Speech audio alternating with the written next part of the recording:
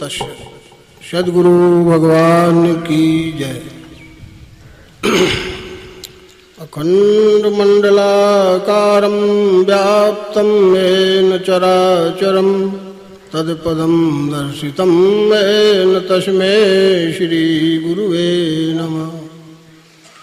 अज्ञानान्धस्य लोकस्य ज्ञानाञ्जनशलाकया चक्षुरुन्मीलितं येन तस्मै श्री गुरुवे नमः। परम मंगलमय विश्वरूप परमात्मा एवं परमात्म स्वरूप तत्वदर्शी सद्गुरु के चरणों में सादर नमन। सतयुग प्रवर्तक नवम बुद्धोतार नारायण भगवान श्री मायानंद जी चैतन्य द्वारा संस्थापित केंद्रीय अध्यात्म विज्ञानशाला विद्यापीठ आश्रम ओंकारेश्वर के संचालक परम श्रद्धेय परम पूज्य स्वामी जी, उपस्थित सभी प्रिय भिन्न आत्मस्वरूप सज्जनों एवं शक्ति स्वरूपा देवियों, यह परम हर्ष और सौभाग्य का विषय है कि आपके पुण्यग्राम हथनी कला में यह प्रदेश स्तरीय अध्यात्म विज्ञान सम्मेलन आयोजित है। विगत कुछ वर्षों से मेरे भी आने का, आप लोगों के दर्शन का सौभाग्य मुझे प्राप्त हुआ। इस बार भी मैं हाजिर हूँ। जहाँ तक अभी विगत कल से परम पूज्य स्वामी जी के सानिध्य में हम आप सभी अध्यात्म का यथार्थ रहस्य, भक्ति का विभिन्न प्रकार के जो अध्यात्म के गूढ़ रहस्य हैं उनका स्थूल सूक्ष्म सभी स्तर से दर्शन युक्त लक्ष्य बोध प्राप्त कर रहे हैं। वास्तव में इस मायने में हम आप अपने को भाग्यवान कह सकते हैं, समझ सकते हैं कि हम आप सभी इस विश्व प्रकृति की अखंड चक्राकार गति के घूमते हुए चक्र में बहुत अनुकूल समय में हम आपको ये विद्या मिल रही है, बड़े सहज में मिल रही है। चूँकि प्रकृति का काल चक्र खंड गति से प्रवाहमान तो रहता ही है, उसमें ही युगों की कल्पना की गई है। उस दृष्टि से भी यदि हम देखें तो संपूर्ण प्रकृति मुख्य रूप से दो ही भाग में बढ़ती है, बाद में उसके चार भाग होते हैं। व्यवहार में भी हम देखते हैं कि दिन और रात दो ही हिस्से हैं, और महीने के दो पखवाड़े भी देखते हैं, वो भी दो पक्ष हैं, कृष्ण पक्ष है, शुक्ल पक्ष है। कृष्ण पक्ष ही प्रकाश घटते घटते पूरी अमावस्या की रात हो जाती है, और अमावस्या की रात के दिन ही से दूसरे पक्ष की प्रतिपदा शुरू हो जाती है। धीरे धीरे प्रकाश बढ़ते बढ़ते पूर्णिमा का पूर्ण दृश्य दिख जाता है। इसी प्रकार से ये विश्व प्रकृति के विराट चक्र भी आधा नीचे की ओर आता है, और नीचे के आने की भी एक सीमा है। अब उससे नीचे वो कहाँ और नीचे चला जाएगा। ऊपर से घूमने का भी चक्र है, पश्चिम से पूर्व की ओर घूमना, ये प्राकृतिक नियम है, ऐसे नहीं घूमने लगता। पश्चिम से पूर्व की ओर ऐसा चक्र घूमते घूमते आधा नीचे आता है, लंबा समय लगेगा आधा नीचे आने में। अब नीचे आ गया है तो फिर कहाँ, फिर ऊपर की ओर जाएगा क्रम से। ये घूमते हुए प्रकृति चक्र में ये सब दृश्य दिखते रहते हैं। जहाँ तक धर्म का संवाद है, धर्म का रहस्य इतना सहज नहीं है, इतना सरल नहीं है जैसा हम आप मानते होंगे, सोचते होंगे। है रहस्य गूढ़ लख न परे अज्ञान, ये बहुत रहस्य की बात है। धर्म का रहस्य समझना और समझाना ये सामान्य बात नहीं है। ये असामान्य कोटि की, असाधारण कोटि की महान लोकोत्तर विभूति जो होते हैं, वही कर्तुम धर्म व्यवस्थानम भगवान अवतरिष्यति। भगवान ही उस धर्म का रहस्य जानते हैं। उस धर्म का रहस्य मानव मात्र को समझाने के लिए ही उन्हें आना पड़ता है। धर्म त्राणाय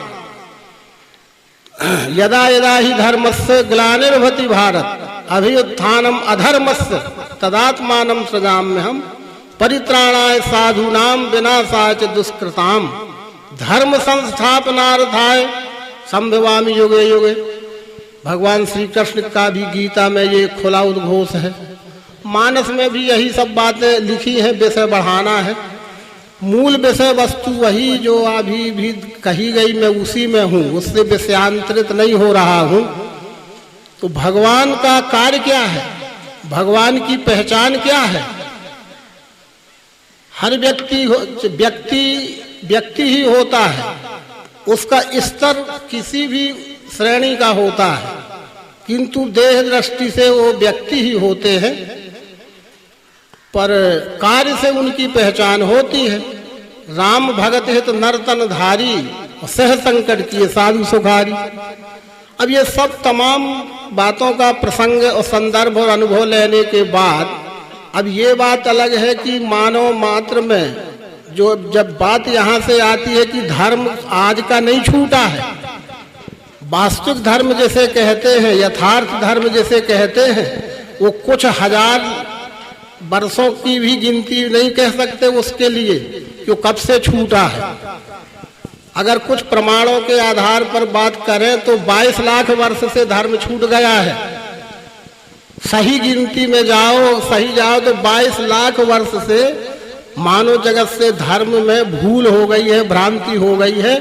और वो भ्रांति होते होते और ये अमावस्या की रात हो गई है, पूरा कृष्ण पक्ष हो गया, पूरी अंधेरी रात हो गई, समझना पड़े झूठ का सांचा। इससे उबारने के लिए धर्म का रहस्य मानव जगत को खुले मंच पे लाने के लिए ऐसा नहीं कि प्रयास नहीं किए गए हैं, प्रयास हुए हैं, हर स्तर से हुए हैं। यहाँ तक कि त्रेता में भी प्रयास हुआ। भगवान श्री रामचंद्र जी का अथक पुरुषार्थ हम पढ़ते हैं, समझते हैं, समझाते हैं। शशि संपन्न सदा रह धरणी त्रेता भई सतयुग की करनी। था त्रेता पर सतयुग का दृश्य दिख गया। भगवान कृष्ण ने भी कितना जन्म से लेकर जीवन पर्यंत संघर्ष किया धर्म रक्षा के लिए, धर्म स्थापना के लिए। द्वापर के अंत का समय था, पर ये अंधेरी रात तो लगना ही थी, प्रकृति का चक्र घूम के आना ही था यहाँ तक जहाँ तक आ गया। पर बात वही थी कि वो अंधेरी रात रही न आएगी। अंधेरी रात अमावस्या रही न आएगी। 12 बजे रात के बाद से प्रतिपदा तो शुरू हो जाएगी। वही जो स्वामी जी हम आप सबको बता रहे हैं। ये योग लगन ग्रहवार तिथि भय सकल अनुकूल चर और अचर हर्ष जुत राम जन्म सुखमूल, ऐसा मानस में भी लिखा है। यदा सूर्य से चंद्र से यदा तिष्ठो बृहस्पति एक रासौ समेशयंती प्रपश्यति तदा कृतौ। सूर्य चंद्र गुरु जब पुष्प नक्षत्र में एक राशि में 24 घंटा रहेंगे।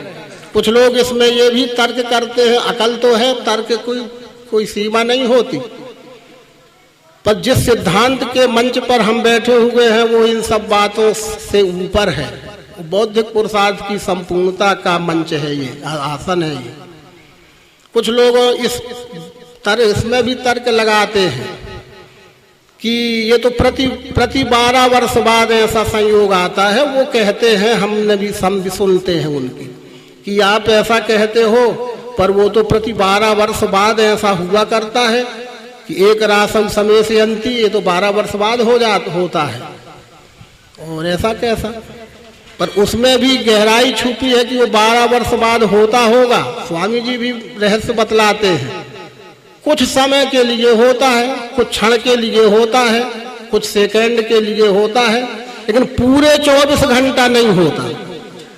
पूरे 24 घंटे का प्रमाण है कि एक राशि में पूरे 24 घंटा समय से अंति का मतलब होता है स्थायी रहना 24 घंटा। वो योग सन 1934-42 में शुरू हुआ। भगवान श्री मायानंद जी द्वारा विज्ञानशाला की स्थापना की जा चुकी थी। संपूर्ण साहित्य निर्माण है, सारी व्यवस्था आगामी सब निर्मित हो चुकी है, कार्य भी शुरू है। स्वामी जी के रूप में 5वें संचालक के रूप में लंबे समय से हमारे सानिध्य में है, हमें सौभाग्य प्राप्त हो रहा है और आगे भी बहुत होगा। अभी हम आपको ये सौभाग्य, बात वही है कि धर्म बहुत दिन से छूटा है। कहाँ से छूटा है? भगवान का एक पद पर्याप्त है। सत लखो सुजन यह विश्व रूप है कैसा, सत लखो सुजन यह विश्व रूप है कैसा। कैसा है? काहे से देखोगे? कौन चश्मा, कौन माइक्रोस्कोप, कौन सी सूक्ष्मदर्शी यंत्र? ये तुम लखो सुजन यह विश्व रूप है कैसा, स्थिति दिव्य चक्षु की भेद लखावे ऐसा। ऐसा कैसा? ऐसा जब महत ब्रह्म में अक्षर गर्भ सुमेरा स्थिर हुआ, फेरा निज रूप चक्र छर हेरा। प्रकृति के 3 गुण करन लगे नित फेरा, यह भाव लखत ही युग का हुआ सवेरा। क्या भाव? सतयुग सो विश्व ही ईश्वर है अस जाने, सतयुग सो विश्व ही ईश्वर है अस जाने। वह प्रकृति के उस काल को सतयुग संज्ञा है जब मानव मात्र के 99% लोगों में ये भाव रहता है, दृढ़ निश्चय रहता है, अंतःकरण में पक्की धारणा रहती है कि विश्व ही ईश्वर है। बाहर है, भीतर है, दाएं है, बाएं है, ऊपर है, नीचे है, यहाँ है, वहाँ है, ये कोई भावना ही नहीं है, कोई कल्पना ही नहीं है, विश्व ही ईश्वर है। कृतयुग सब योगी विज्ञानी, कृतयुग सब योगी विज्ञानी। ये काल प्रकृति में बहुत समय तक रहता है, लंबे समय तक रहता है। आधा समय रहता है प्रकृति में, आधा समय इसी में निकल जाता है। सतयुग सब योगी विज्ञानी, सतयुग सो विश्व ही ईश्वर है ऐसे जाने। अब त्रेता द्वापर ही वहीं से शुरुआत है, वहीं से शुरुआत है। क्या हो गया? अपन सोचेंगे छोटी सी बात हो गई, अरे बहुत बड़ी बात हो गई। जड़ तो वहीं से शुरू हो गई। विश्व में ईश्वर, विश्व में ईश्वर त्रेता मन में आन, जहां एक पुरो वेदा प्रणवा सर्वांग में।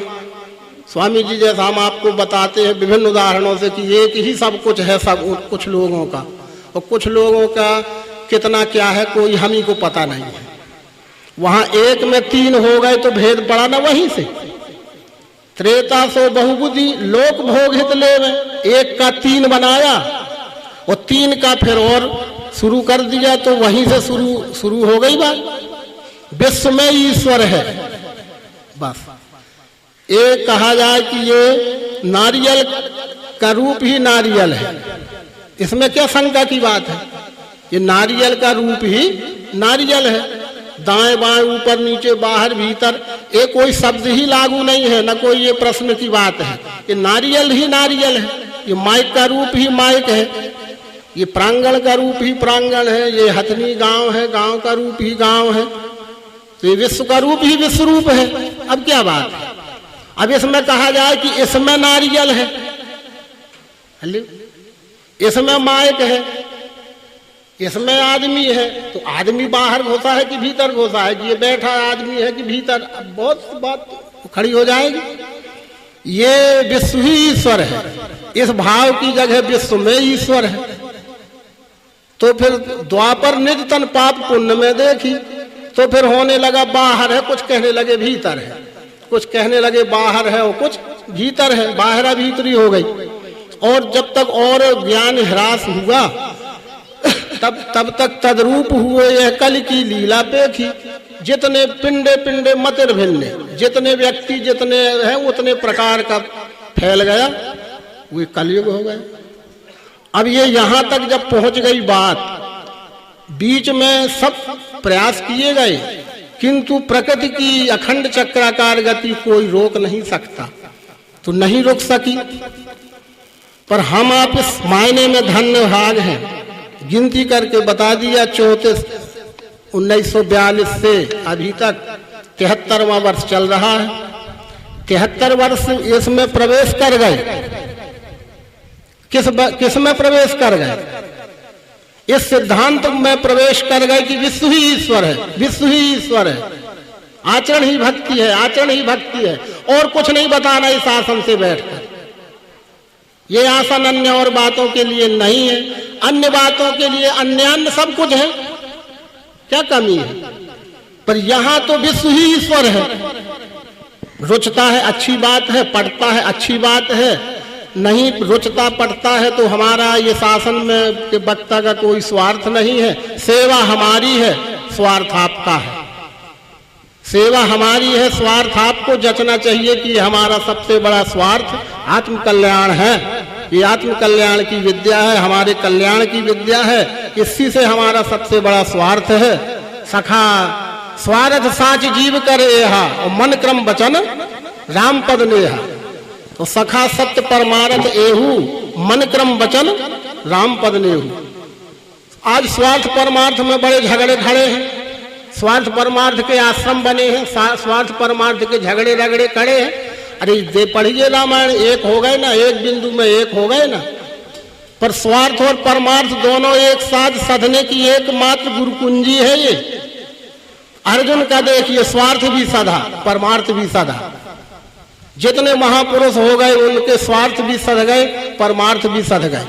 और वास्तव में जैसे हम स्वार्थ मान के जीवन खपा दिए तो हमारे तो न स्वार्थ सधे न परमार्थ सधे, कुछ नहीं सधा। अपना भ्रम में है, मैं इसका मैं भ्रम में है।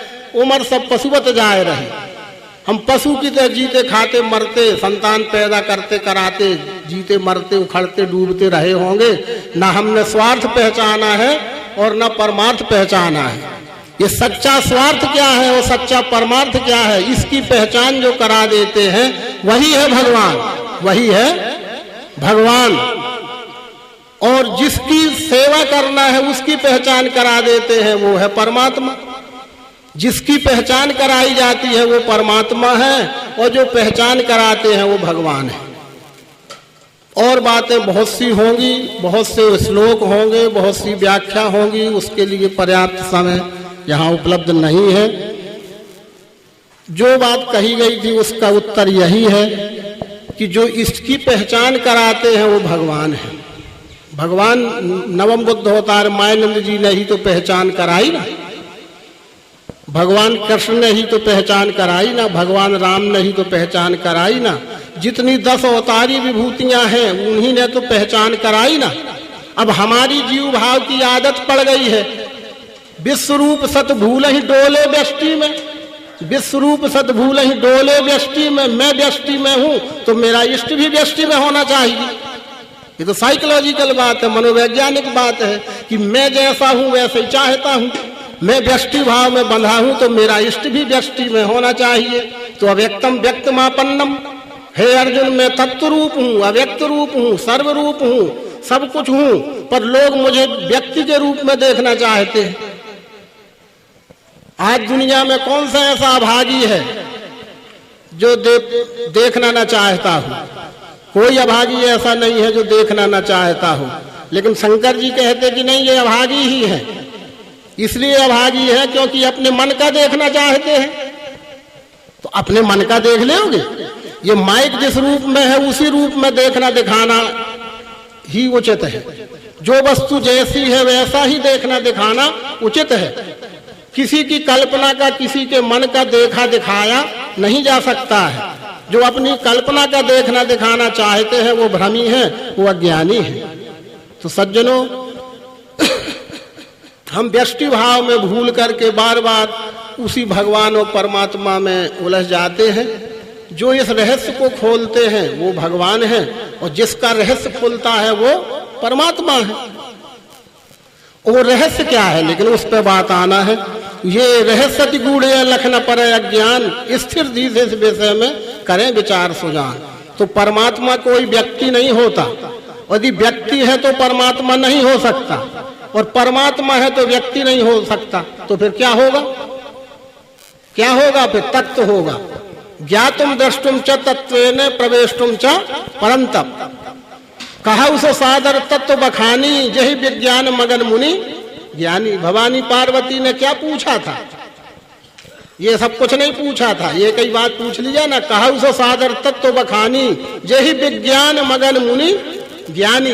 वो तत्व दर्शन कराइए, तत्व दर्शन कराइए। आज तो तत्व दर्शन की परंपरा ही समाप्त हो गई थी, अब नहीं कह सकते हो गई थी। वही कृष्ण जी कह रहे हैं, एवं परंपरा प्राप्त इमं राज ऋषियो विदु सकाले ने महता योगो नष्टा परंतप। वही तत्व दर्शन की परंपरा भगवान नवम उद्धवतार मायनन चैतन्य जी ने नर्मदा क्षेत्र से प्रारंभ की है। अभी उसका उषा काल है, सूर्योदय हुआ है कि ताप, उसकी ऊष्मा, उसका प्रभाव, उसकी गर्मी आ गई। अभी न दिखने लगेगी, जब वो 12 बजे मध्याह्न में जाएगा जब दिखेगा।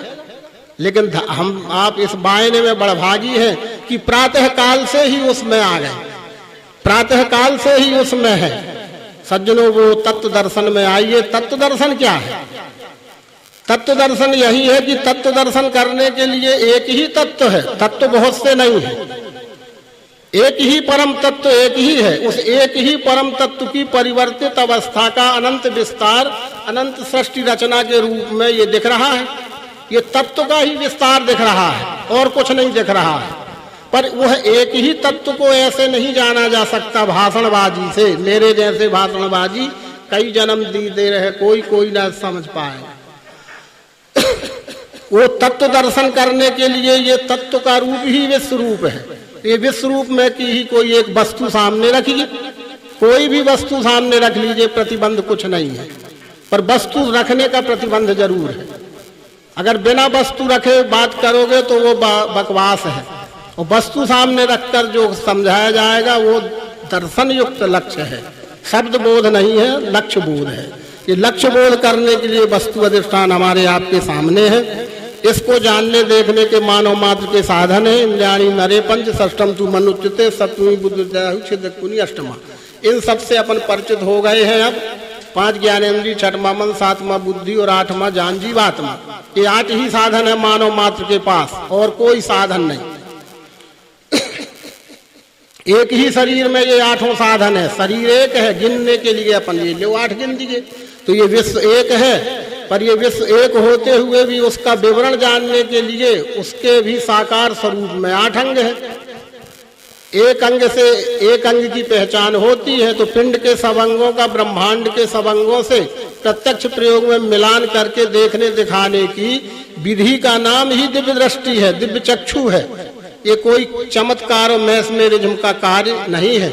जो दिव्य दृष्टि का वो प्रकट करते हैं वही भगवान है, बस। तो दिव्य दृष्टि, अब दिव्य दृष्टि के अनर्थ बहुत सुन रहे होंगे कि वो सब अनर्थ है। दिव्य दृष्टि का एक ही अर्थ है, हिये की निज ज्ञान दे समझाए मातहि, खुले पट अंतर घानी। हृदय की खुल जाना। तो हृदय से ये 5 ज्ञानेंद्रिय, 6वां मन, 7वां बुद्धि, और इनके सहित जो अनुभव होता है वह सब अनुभव मिलके दिव्य दृष्टि का अनुभव कहलाता है। अनुभव यानी छोटा से छोटा और बड़ा से बड़ा, अणु से अणु और महत् से महत्, जो कुछ भी है वो एक ही तत्व है, दूसरा और कुछ भी नहीं है। ये अनुभव का सत्सार सुतन में पाया, सो मनुज मात्र के सुख के हेतु जताया। यह अनुभव का सत्सार, ये अणु है, छोटा से छोटा है, और ये बड़ा से 330 साल में स्वामी जी ठीक कहते हैं कि बहुत सारे लोग ये भी नहीं समझ पाए कि ये क्यों रखा जाता है। इसमें भी बहुत से तर्क वितर्क कुतर्क होते होंगे, उसमें पढ़ना नहीं है। पर ये हेतु स्पष्ट हो गया कि रखा ही क्यों है। रखने का हेतु यही है कि जो एक में है वही हर एक में है और वही सब में है, और जो सब में है वही हर एक में है, वही एक में है। तुम्हें जो अच्छा लगे वो रख लो, पर रखना पड़ेगा। बातों की बजाजी काम न देगी। वस्तु से व्यापार होगा कि बातों की दुकान खोल लोगे कहीं जाके, कोई व्यापार नहीं मिला तो हुआ यही कि जिनको कुछ काम न मिला उन्होंने अपनी बातों की बाजार खोली, वस्तु की नहीं। सज्जनों, ये वस्तु का खुला मंच है। ये वस्तु इसलिए सामने रखी गई, यहाँ कोई बातों की कोई बाजार नहीं है। ठीक है, देखते हैं, अपनी आंखों से देखो, देखते हैं तो इसमें रूप दिखता है, इससे जुड़ा हुआ है अपने से है, चारों ओर रूप ही रूप दिखता है, आंख से रूप दिखता है। छू कर देखते हैं तो इस एक ही अधिष्ठान पर छू कर देखते हैं तो स्पर्श है, क्या है? स्पर्श है, कहाँ है? इसके सहित, अपने सहित। पहले तो ये हमारे ही से जुड़ा है ना, बाद में तो दूसरा जुड़ा समझ में आएगा। ये पिंड तो पहले इसी से जुड़ा है, इसी भूले हुए व्यक्ति से ये जुड़ा है, तो इससे ये स्पर्श भी जुड़ा है। संपूर्ण अखंड अनंत विस्तार में जुड़ा हुआ है स्पर्श। बजाकर देखा तो इसमें शब्द है स्थाई। ये स्थाई शब्द में बहुत वजन है। ये टेम्परेरी चीज नहीं बताई जा रही है कि तो वो सुन के गए, भूल गए, न जाने का बताते थे, ये वो बात नहीं है। इसमें शब्द है स्थाई। चाहे यहाँ ठोंक बजा ले, चाहे घर में जाके ठोंक बजा लेना, चाहे शरीर को ठोंक बजा लेना, आने जाने वाला सौदा नहीं है, ये तो स्थाई सौदा है ना। इसमें शब्द है स्थाई, बजाकर कान से सुनो।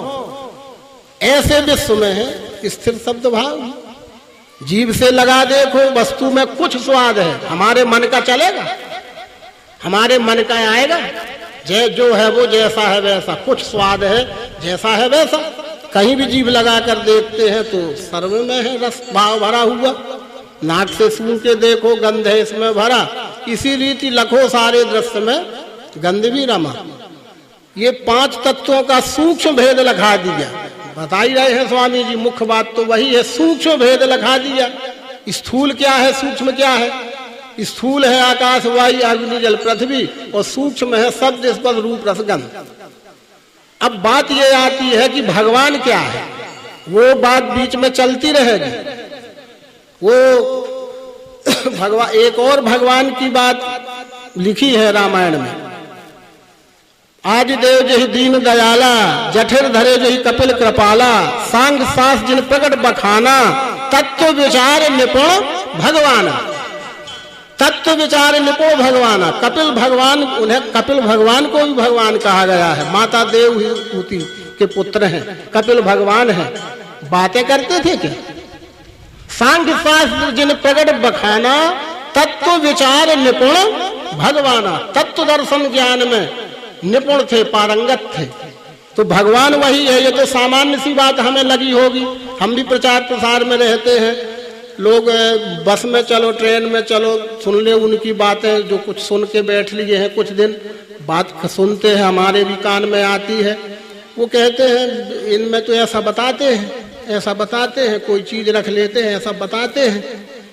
इसके 2 कारण हो सकते हैं, या तो कि उन समझने वाले व्यक्ति ने ठीक से समझा नहीं है, या कि समझाने वाले ने उनको नहीं समझाया होगा।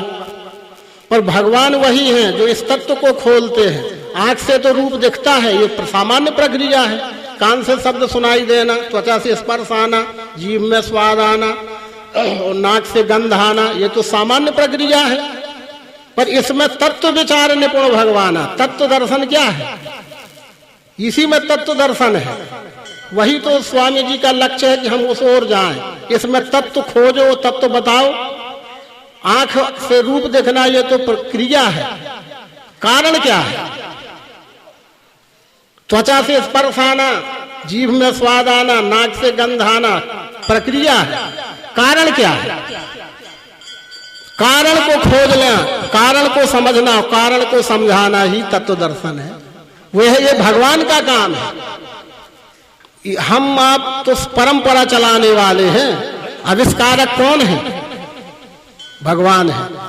पूछ लीजिए किसी भी साइंटिस्ट से आज दुनिया के कि आंख से ही रूप क्यों दिखता है, बता दीजिए। त्वचा से ही स्पर्श क्यों आता है? इसमें कोई मतपंथबाजी चलाओगे? चला ले, चले तो कुछ नहीं चलेगी। और पर बताओ भी बात कि आंख से ही रूप क्यों दिखता है, क्या बात है? बस ये इतना सहज नहीं था जितना सहज हम लोगों को सहज में मिल रहा है, तो हम लोग उसको बड़ा सहज बना लिए हैं। इतना सहज नहीं है। ये इतना सहज नहीं है, उसको भगवान ने इतना सहज में स्पष्ट कर दिया कि अग्नि का कारण है अग्नि, अग्नि का ही गुण रूप है और अग्नि की ही क्रियाशील ज्ञानेंद्रिय नेत्र है, इसलिए आंख से रूप दिखता है। ये शब्द और कान का कारण आकाश है, आकाश का ही गुण शब्द है और आकाश की ही अंश रूप क्रियाशील ज्ञानेंद्रिय श्रोत्र बन के बैठा है कान में, तो कान से शब्द सुनाई देता है। ये वायु का गुण स्पर्श है और वायु की क्रियाशील ज्ञानेंद्रिय है त्वचा, इसलिए त्वचा से स्पर्श का दर्शन होता है। जल की ज्ञानेंद्रिय जिह्वा है और जल का गुण रस है, इसलिए जीभ से ही रस का अनुभव आता है। पृथ्वी का ही गुण गंध है और पृथ्वी की ही अंशरूप क्रियाशील ज्ञानेंद्रिय नाक है, इसलिए अनुभव होता है। तो जो शुरू से बात चली थी कि परिवर्तित अवस्था का स्वरूप है, अग्नि की ही परिवर्तित अवस्था नेत्र है और अग्नि की ही परिवर्तित अवस्था रूप है। आकाश का ही परिवर्तित स्वरूप शब्द है और आकाश का ही परिवर्तित स्वरूप श्रोत्र है। ऐसा सब में लगा लीजिए, विस्तार करूंगा समय ज्यादा होगा, बस ऐसा सब में लगा लीजिए। तो भगवान ने एक बात कह दी कि यहाँ लो 5 तत्वों का सूक्ष्म भेद लखा दिया, इसी में 5 का ब्यौरा पंचीकरण आ चुका। रचना शब्द की सारी 5 को बतला रहे। ये शब्द रचना में 5 बात हो गई। शब्द इस पर रूप रस गंध आकाश वायु जल पृथ्वी पर, तो ये 5 है क्या? ये एक में ही 5 है और 5 मिलके ये एक है। पर आंख से देखा तो रूप ही कहेंगे, छुआ तो स्पर्श कहना ही पड़ेगा, बजाया तो शब्द कहना ही पड़ेगा, चखा तो स्वाद कहना ही पड़ेगा और सूंघा तो गंध कहना ही पड़ेगा। पर क्या ये 5 भिन्न पृथक स्वतंत्र हैं?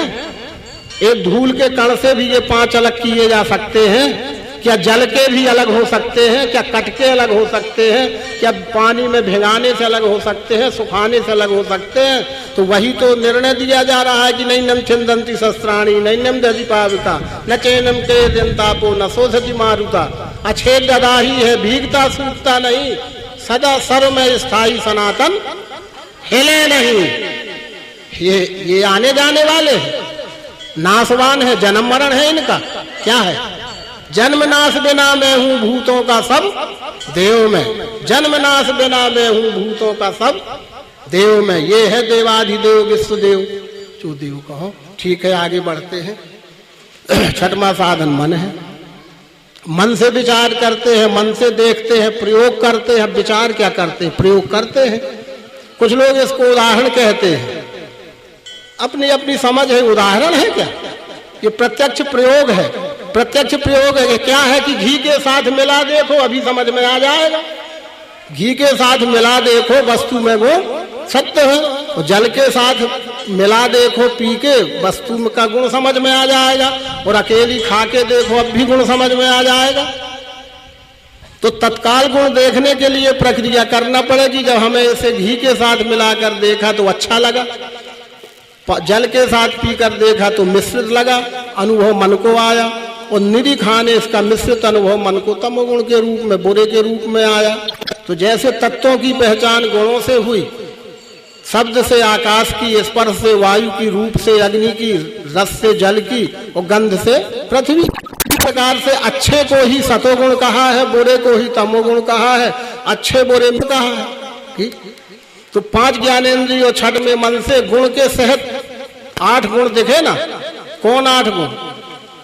शब्द स्पर्श रूप रसगंध गुण त्रय, जो लय स्थान साम्यावस्था जैसे कहें, ये 8 गुण इसमें सम समान अवस्था है, तो ये साम्यावस्था है। प्रयोग करके अभी देखे तो वो अलग 8 भाव दिखने लगे, 8 प्रकार दिखने लगे, पर वस्तु तो एक ही है। एक में ही 8 है, 8 मिलके ये एक ही है। तो फिर क्या है? 8 का एक नामदेव की 8 ही का गाना गाते रहो। भगवान ने कहा कि 8 तो तुमको समझाने के लिए कहा कि ये गाने गाओगे इसका। ये 8 जहां समझ लो कि एक में ही 8 है और 8 मिलके एक है, तो ऐसा भी कहोगे कि एक में 8 है, 8 मिलके एक है, यही गाना गाओगे क्या? फिर क्या करोगे? एक शब्द दिया कि ये सगुण है। क्या है? लेकिन हमारा सगुण तो कितना लिमिटेड हो गया था, कुछ दिन से लिमिटेड है। बड़े बड़े कहलाने वाले लोग उसको लिमिटेशन में बांध लिया, कहा ये सगुण है। अरे यद गुणे सह वर्तमानम तत्सगुणम, गुण के सहज जो अखंड वर्तमान दिख रहा है, अनंत विस्तार में दिख रहा है, ये है सगुण। यही तत्पद है दृश्य विराट इस नाम से। सबों को दिखता है प्रत्यक्ष पर जानते नहीं, दिख तो रहा है प्रत्यक्ष पर जानते नहीं है। जानते क्यों नहीं है? क्यों नहीं जानते हैं? जब प्रत्यक्ष दिख रहा है तो जान लीजिए ना। सबों को दिखता है प्रत्यक्ष, जानते नहीं, जान लीजिए जब दिख रहा है प्रत्यक्ष तो। यही है भगवान, यही है भगवान जो प्रत्यक्ष दिखने वाले जीव को प्रत्यक्ष देखते हुए भी जैसे नहीं पहचान पा रहा है, उसको भगवान पहचान कराते हैं। जीव और ब्रह्म के बीच में यदि भगवान ना हो तो ये जीव कभी भी ये बात नहीं जान सकता। हम जीव हैं, ये हमारा विश्वरूप है, पर देख तो रहे हो जन्म से, काहे नहीं पहचान रहे अपने पुरुषार्थ से। योग बल, जप बल, तप बल, जो कुछ हो रहा है इन्हीं से ना ये सब हो जाता। पर भगवान कहते